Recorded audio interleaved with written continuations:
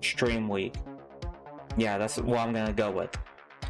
We're gonna be playing some Siege. We might play, I don't know, we might call audible. I might play some Rollerdrome instead.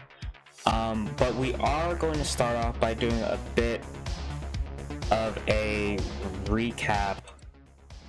I think I'm gonna keep it right about there. But as far as music, we're gonna do a bit of a recap as far as some recent going-ons within sorry, I thought I heard something. Some recent going-ons that are going on. That's my cat. That's what that is. Some recent going-ons within wrestling, more specifically within the AEW, because there's someone in here that is looking to get into it, and you know, maybe there's some other people that might be looking to get into it, and I don't know, maybe I'll cut this and throw it up on YouTube just for fun of it. But I've been keeping up with the going-ons within AEW. I'm gonna do my best to kind of explain what's been going on within, you know, maybe the past month or so, or maybe a little bit longer. We'll start with the most important thing that's going on right now is the Continental Classic. And essentially what the Continental Classic is, it's a round robin tournament comprised of 10 people. So it's 10 people, and there's two groups. There's the gold group and there's the blue league and the gold league. How do I want to do this? I'll throw up this picture over here because I think yeah. So here's all the competitors, and it's a round robin tournament, so it means everyone faces everyone once, and there's like a point system basically. If you win, you get 3 points. If you draw, it's 1 point, and if you lose, you don't get any points. So the competitors are there's actually 6, so it's 12. It's a grand total of 12. It's 6 people between each league, and everyone wrestles 5 matches. Just to run down the bit of the storylines that are going into this tournament. I'm not going to talk about any of the results that are going on, just in the case that you go back and watch these matches, because I think you definitely, if you want to get into AEW, you should definitely watch all of these matches. You should definitely follow this tournament, because it's in a very similar bracket to a tournament that they have in Japan called the G1. The G1 is pretty much like the tournament in wrestling. They have it once every year, and it's the exact same format. It's just a lot more people. I think it's pretty much like 24 to 26 people. And it takes place pretty much over like the entire summer. It lasts for like a while, and it usually produces some of the best matches of the year, and it has produced some of the best matches, in my personal opinion, of all time. But that's neither here nor there. We're sticking with AEW. Very similar format, round robin tournament, 2 leagues, gold, blue. We have Rush, Jay White, John Moxley, Swerve Strickland, Mark Briscoe, and Jay Lethal in gold. And then we have in the blue league, Brody King, Andrade, Eddie Kingston, Bryan Danielson, Claudio Castagnoli, and Daniel Garcia. Now, the thing that they're fighting for is they're fighting for actually 3 championships. If you look down here around Eddie Kingston, you see that he has 2. Currently, he is the Ring of Honor World Champion, and he's the New Japan Pro Strong Championship champion. The New Japan Pro Wrestling Strong Champion is pretty much the New Japan is a Japanese company. Obviously, they expanded over into America. They have a training facility and foothold in California, and the championship that Eddie Kingston is holding is the championship of that division of New Japan, pretty much the American division of New Japan. So at the beginning of the tournament, he decided to put these two titles up for grabs, meaning that whoever wins this tournament will win those two titles alongside the new Continental Classic Championship, or however it's going to be called, effectively creating a Triple Crown Championship, which is not anything new. It's something that's very common within Japanese wrestling, where there'll be a Triple Crown, and it's usually 3 different titles from 3 different companies, and they're all defended as pretty much one title. Eventually they get separated somewhere down the line, or retired, or whatever, or maybe they get all combined into one mega title or whatever, but usually it's like 3 titles defended as one. So we don't know how the Continental Classic Championship looks like just at the moment, but the stories for these guys going in, I'll give you a bit of explanation going on with it. So Eddie Kingston, is finally finding his ground. He just won he already was the New Japan Pro Wrestling Strong Champion. He just won the Ring of Honor Championship from Claudio Castagnoli, and they've had a bitter feud spanning well over a decade. They used to be in this company called Chikara together back before Claudio went off to WWE and did all that. And there's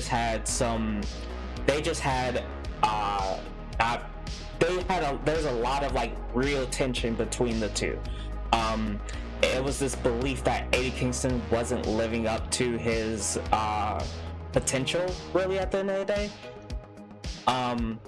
And he was kind of looked down upon in the locker room back in the day. But he's finally found his way and finally found his niche where he belongs, and this is within AEW. So Eddie Kingston and Claudio Castagnoli, they still have problems. There's a bit more respect there, but there's still problems there. Claudio and Brian are in this group called the BCC, which is the Blackpool Combat Club. They're in it with Brian Dennison, Claudio, and Jon Moxley, along with their young boy Wheeler Yuta, make up the Blackpool Combat Club, and they're just pretty much your hard-nosed, technically sound. They pride themselves on technical wrestling. Technical wrestling is pretty much the exchanging of holds, very just like crisp movement, It's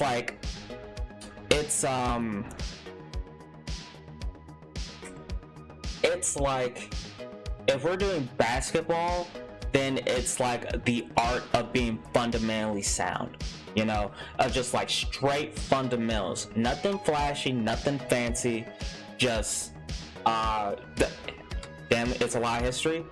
Yeah, that's why it took a half hour to do this. That's why I'm taking a half hour to do this. And this is just with 12 people, This is not even talking about the rest of the company. But just like straight fundamentals, and focusing on refining them to just be as crisp and sharp as possible. And so they occasionally will wrestle each other to like test where each other are, but they're quite literally in this to sharpen each other, pretty much, So that pretty much tells the story of these 3. The only thing is that Bryan Danielson is currently wrestling with a shattered orbital bone, or I think it's an orbital bone is what they call it. But like his eye is fucked, like legitimately fucked. He has always wanted to wrestle in a G1 style tournament, so there's no way he was gonna miss this, even with the fractured orbital socket, is what I meant to say. That's what it is. So he's legit wrestling with one eye, with the eye patch on. And he has a big match coming up in just a couple of months in Japan at their WrestleMania. Pretty much, it's called Wrestle Kingdom. He's going up against like their number one guy over in that company, over in New Japan. He's going up against Okada. Okada and them have had a wrestling match before earlier this year at a pay-per-view called Forbidden Door. Bryan won, but it literally cost him his arm. He fractured his arm, his forearm, about maybe 5-10 minutes into the match, and was sidelined for a few months after that. But it's cost him a lot. Also, when he came back, he said that this is his last year being a full-time active competitor, which makes sense because he's been through a lot. His body is like, he's been through a lot. He had the thing with concussions. This is like his second time fracturing your orbital socket, forearms, and then like all this shit. He's been through a lot, and he has a daughter at home, and he's looking to like still be in good shape for her. So this is pretty much his last year of being a full-time active competitor, is what he said. So that's Danielson done, and Claudio, Eddie Kingston, Jon Moxley. Eddie Kingston's like your roughneck type dude, you know. He's from New York. He's all about that shit, you know.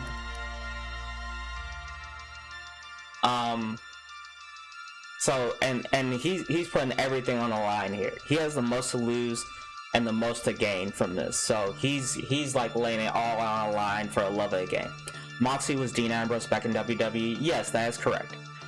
He left WWE in 2019.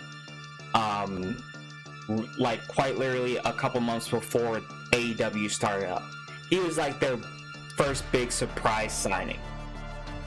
So, if you're also, Andrade was also in WWE. He was Andrade Almas, or I believe. But you mentioned Daniel Garcia. We'll go with Daniel Garcia. Daniel Garcia is going through a bit of an identity crisis right now, because he was teaming with Chris Jericho. You may be familiar with them, and their big thing was like wrestlers are stupid, being a sports entertainer is better, you know. And so they were like super into being a sports entertainer and doing it for like the more entertainment side of things, as opposed to being a more technically sound wrestler.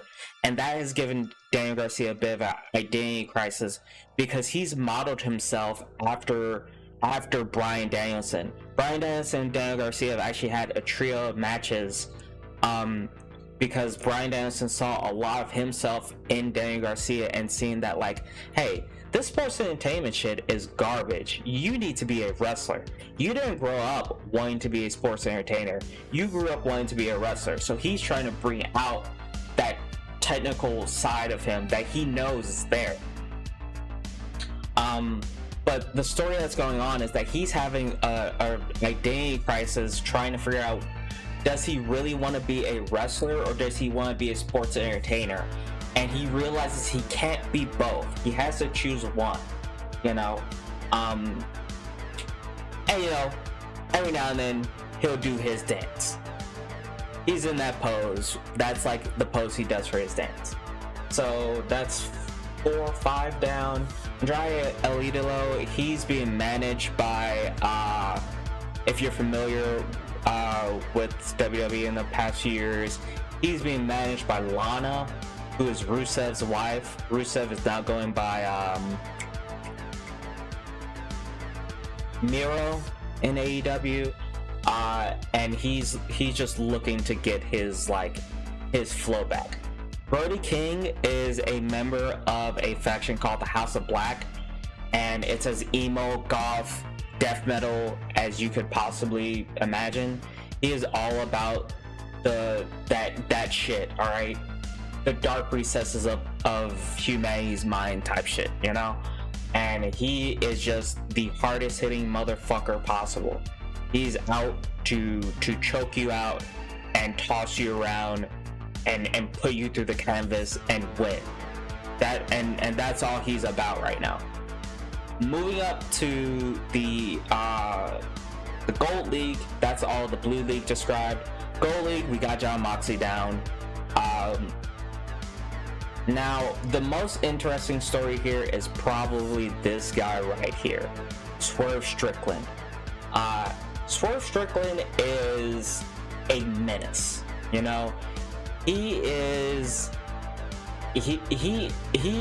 a menace before, but he's like dialed in, you know? He is violence incarnate, and he is so determined right now to win at any and every cost, you know? He is looking to become the first black world champion, first black AEW world champion, and he is on a mission to do that at any means necessary, you know? He's coming off of a Texas death match with this person called Hangman Adam Page, who most will consider is the ace of the company, or in other words, he's the heart of the company. Without him, AEW just isn't the same. You know, Hangman Adam Page is the heart of the company, and he represents the fans, their mindset and their beliefs. He internalized all that, and he is AEW basically. So Swerve eventually challenged him to a match and was like, yo man, you've been given opportunity after opportunity after opportunity, and you sure, you won the championships or whatever, but lately you ain't been doing shit. You're not serious about this, and this is something, they need to give me your spot, because you're not doing anything with it. I'm here with the mission. This is Swerve. So they have a regular match. Swerve wins. They have a Texas death match. Texas death matches basically means that all weapons, all violence, no holds barred. You do whatever the hell you want. And they don't end in pinfall. They basically end via KO. You know, you gotta put somebody down in the dirt, you know? And unless you're squeamish, I'll say this again, unless you are squeamish about blood, I would highly recommend going back and finding the Swerve Strickland versus Hangman Adam Page match, because that is one of the best, I'll say one of the best American hardcore wrestling matches to have ever happened. You know, there are some points that it gets uncomfortable. I will say there are some points that it does get uncomfortable. So if you are squeamish about blood, sure, do not go watch that match. But if you're okay with blood, absolutely go watch that match, because it is one of the best American hardcore matches of all time. I'm talking up there with Cactus Jack, Mankind, whoever, Mick Foley, however you want to call him. It's up there with some of his shit, you know? I do not say that lightly. So he's on a mission basically to be the first black AEW world champion. Mark Briscoe is a bit of a sadder story, unfortunately. He was one half. He is one half of the Briscoe brothers, but unfortunately, his brother Jay passed away. I believe that was earlier this year, if not last year. I think it's been about a year now. So he's kind of wrestling in honor of his brother, kind of carrying the Briscoe name forward. But also he's more than anything, he's in this for two reasons: to establish himself as a singles competitor and for the love of the game. Because like, he understands that he was put on this earth to do one thing, and that is wrestle. Win, lose, or draw, so long as he is wrestling, he is alive. That's the feeling, you know. There are some people on this earth that are professional wrestlers, and there are some people who were born to be professional wrestlers, and Mark Briscoe is one of those people. Jay Lethal is kind of on the other side of that coin, where he was also born to be, he was always meant to be a professional wrestler, but he's also having a bit of identity crisis too, because he's part of this group that really it's kind of stagnant, but he just doesn't know.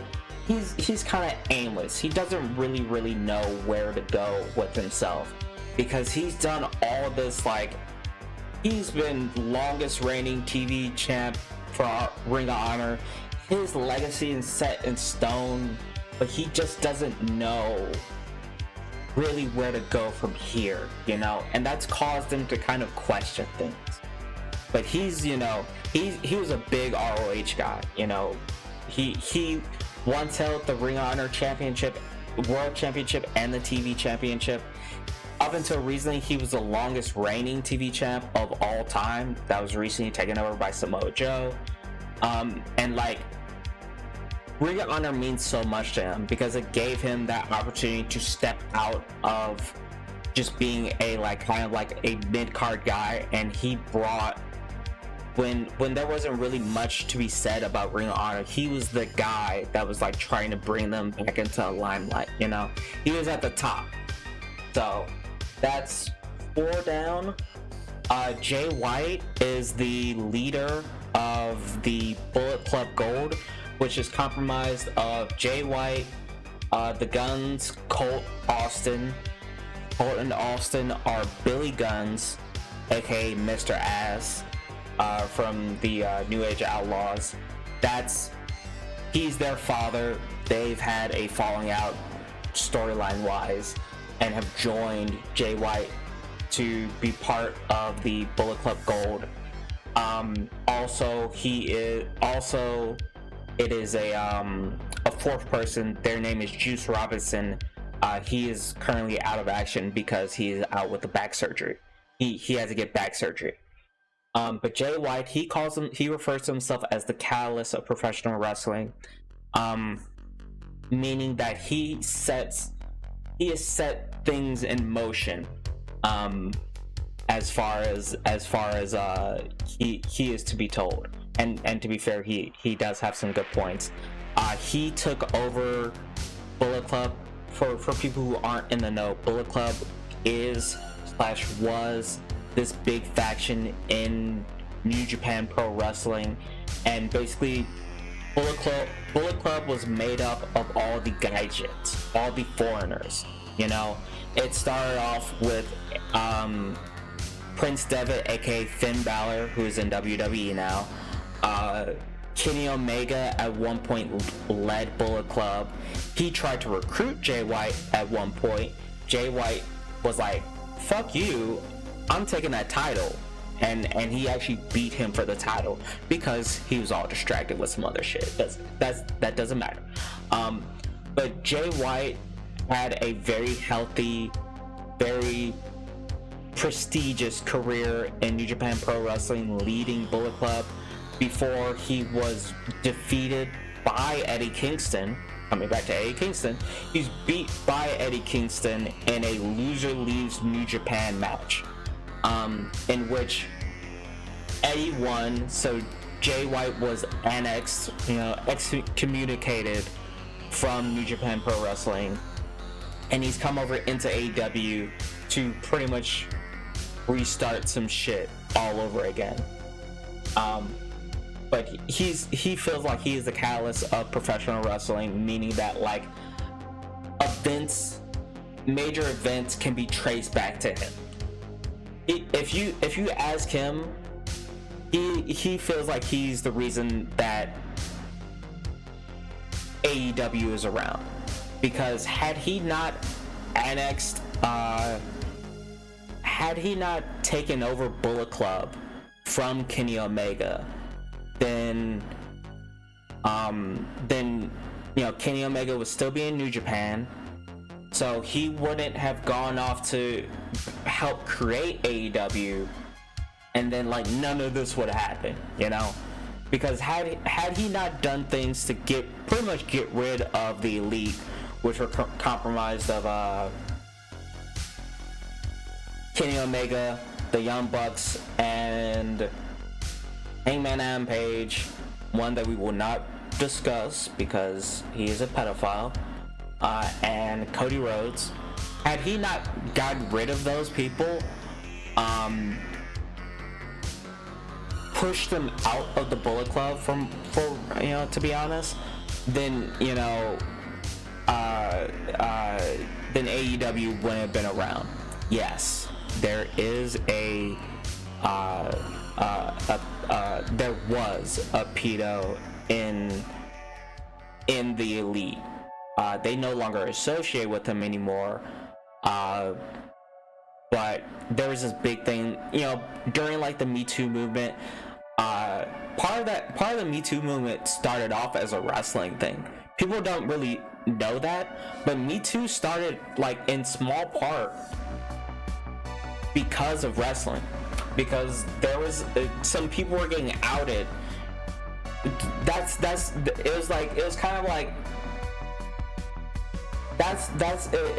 Me Too and like the wrestling thing is like, it's like this, So a lot of people were getting outed back then, like I think it was 2018-ish, around there, but around 2018, a lot of people were getting outed, and a lot of people were especially getting outed in the wrestling world, and one of those people were in the Elite. They no longer associate with him. He's never made an appearance on AEW, and he never will. He's lucky to be. It's funny because like a motherfucker is guilty when the only bookings that they can get are in fucking like Tijuana. If you can't get any American bookings, your ass is guilty. There's some times, like where allegations will come out, and some allegations will come out and some investigations will happen and nothing really comes from it, but like or sometimes like they'll get released from whatever company that they're a part of, but they'll show up somewhere else kind of like major, but if you can't get any American bookings, then like motherfuckers know you're guilty. That's like a clear indication. If you like a wrestler or you track a wrestler and you find out some allegations come out about them, just like wait like 6 months, and if at the end of the 6 months nothing's happening, then like the likeliness of them actually doing that is like, I would say, lower. But like a key indication is like if they're not getting any American bookings, if they can't get booked in America and they can't get booked in Japan, and their only option is to go to Mexico or Tijuana or whatever, then yeah, the motherfuckers are guilty. And like the evidence might not be there, but everybody knows that motherfucker is guilty. And that's what happened to one of the people in the Elite. Moving on, because the less that's spoken about him, the better.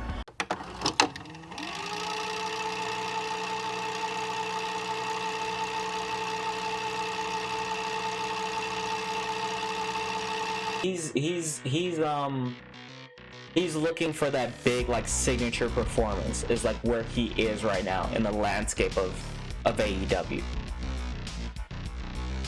So that's the Continental Classic explained. Pretty much everyone is down to their last matches. Pretty much everyone has wrestled 4 matches. They're down to their last one that they need to go, and it's spicy. It's getting down to the wire, you know. And this is the fun part, you know, because like you gotta like, you know, how is this gonna shake out, you know, because there's some very interesting situations that can go down. Whew. Okay.